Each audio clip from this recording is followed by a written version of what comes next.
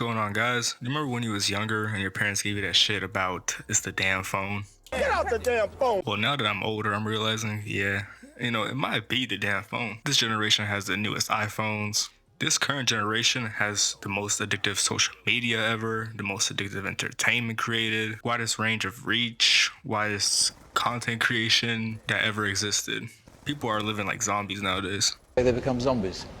having their heads down everywhere they go, at work, at school, even on dates. But 90% of the time, it's not even like the person's fault.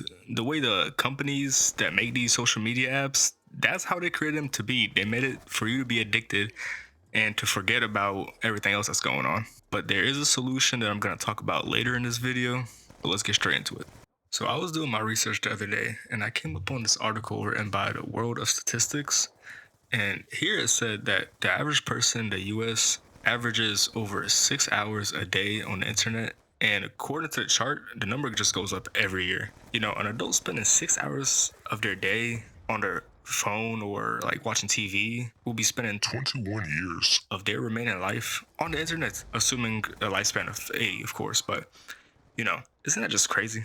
Think about it, 21 years not living life, spending it on pure entertainment, not doing anything except boosting your dopamine all day. And really, this issue starts when you're a little kid and you're given an iPad or you're stuck in front of a screen all day. I think as a society, we need to stop putting iPads first in front of kids, and two, learning when to put the phone down. If you put the phone down for one day and you go outside or you go to the store, school, or work, you'll see people glued to their phones, neck bent, walking in entertainment. What kind of life is that? As life been going on these past couple years, I feel like everybody's just getting lazier. Even the schools, even the jobs, the teachings, everything's getting lazy. AI, losing control of critical thinking, and there's like barely any critical thinking left in the world. If you ever watched Wall-E, there's a good scene in that movie where it pretty much describes everything that's going on today, and that movie came out like 2 decades ago. This has been an issue for too long now, over a decade, over 2 decades actually. Look, here's a clip from 2013. The average kid sponges in 2.5 hours of music each day, along with almost 5 hours of TV and movies, almost 3 hours of internet and video games, and 38 minutes of good old-fashioned reading. That's 70. If you showed me that clip now and you told me it was about modern life, I would have believed you. But it's crazy to think it's even bigger than that. So you might even be wondering, what happened? Why are we like this now? So there's two good answers to that question, and they both build upon each other. First is social media, and second is meta. Social media addiction is a real thing and it's through the roof. Those people who post every day something, you know who I'm talking about. You might even be one of them. And if you're not one of those people, then you might be one of those people that open Instagram without even thinking, just scrolling, just looking, oh, let me open this, let me see what they're doing, and forget it the next second or the next 5 seconds, and you're on to the next thing. That is social media addiction. So you might be wondering how the social media addiction trend started. And I did my research on this as someone who grew up with a phone, and they said around 2011 to 2015, that's when everything kind of started going through the roof. And the first app they started with was Facebook. I personally didn't get addicted to Facebook as it just always felt like an old person thing.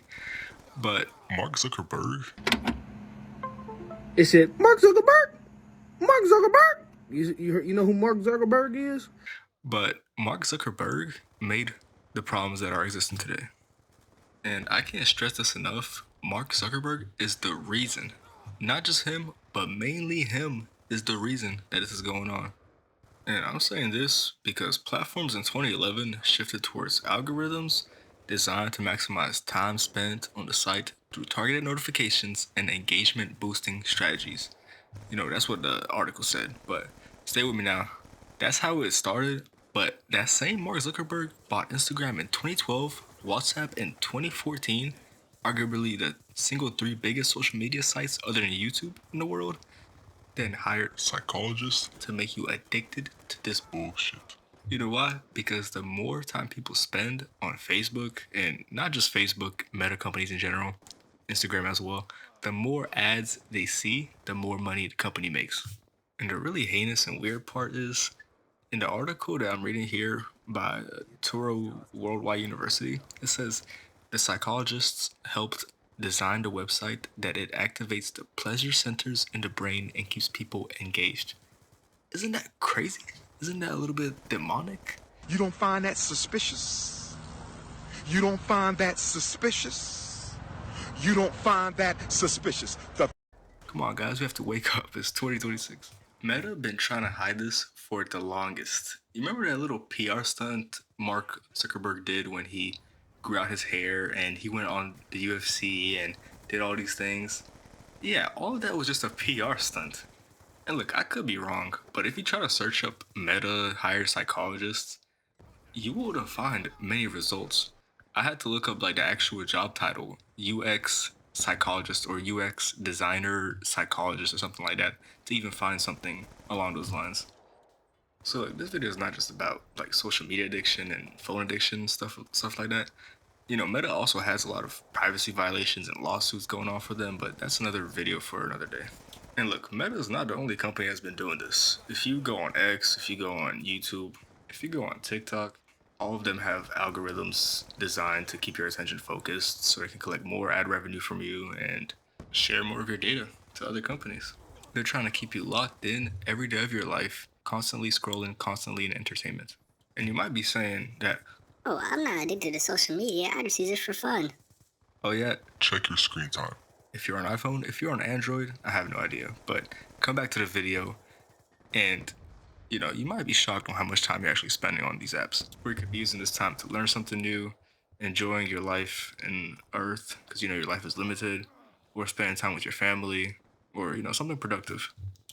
If you ever wake up one day or randomly feel depressed, anxious, got self-esteem, or have disturbed sleep, well, would you look here? These are common side effects of social media addiction. You also might be wondering, well, Biznatch, how do I solve these? I'm just a normal 20-year-old, or shit. You might even be 30 or 40 or 50 or 60. I've seen people of all ages get addicted to this shit. Well, let me go ahead and tell you exactly what you need to do. And the first thing is delete Instagram or the app that you spend most time on, social media app that you spend most time on, and others if you choose to do so. And deactivate or delete your account. If you have privacy concerns or you are 100% with this, that's what you need to do. If not, then you're not 100% in. You know what I mean? And second thing is, when you wake up in the morning, first thing you do is when you go on your phone, right? Pay attention to what app you open first, second, or third. This is your subconsciousness working without you even thinking, and also delete the app. And you might say, oh, well, I don't really want to delete this app. I use it to text my friends and send funny videos and Shut up. use messages or some other app that is not addicted to you or your friends. If your friends don't want to stick to it, then fuck them. It's their loss, not yours. You are in control of your own life and decision. It's time to get your life back today. As someone who deleted most of social media, the hardest part is pressing the delete button. That's really the hardest part. As soon as you press that button, for me at least, I felt such relief and carelessness now that all social media, Instagram is gone, the constant comparing of my life to others, constant worry about what I post, constant feed of slop and people's posts that I don't even care about, affecting my mood. All that is gone in as little as 1 or 2 days, at least for me. And also, my social anxiety has been gone at least 50%, I would say, since I've deleted Instagram. Look, if you think about it, you don't really care what other people are doing. You don't give a damn about their job, their relationship, their dog, whatever random stupid stuff people post every day. Just want to show off and get validation from other people. I hate that kind of stuff, and I know I'm not the only person that hates that kind of stuff because I felt that way for so long, but I didn't do anything about it, and that was the problem. And most of the stuff people post on social media, it's none of my business, and really it should be your personal business. Half of the stuff is like really personal things. Why are you telling the whole world your personal business? Some people are so addicted, they can't even go a day without posting a story or a note. And you know who you are. You might even be one of those people. And like, seriously, What the fuck are you doing with your life? what are you doing? Get off of Instagram or whatever other social media app you're doing this on. All right, either way, guys, that's enough for me for today. If y'all felt the same way before, let me know in the comments. If you guys enjoyed the video, please hit that like button and please subscribe. Please share this video with other people that probably feel the same way. And I'll catch you guys on the next video. I hope you have a great day. Hope you have a great night. Go live your life, live free. And I'll catch you guys next time. Peace. You've been acting awful tough lately, smoking a lot of cigarettes lately, but inside, it's just a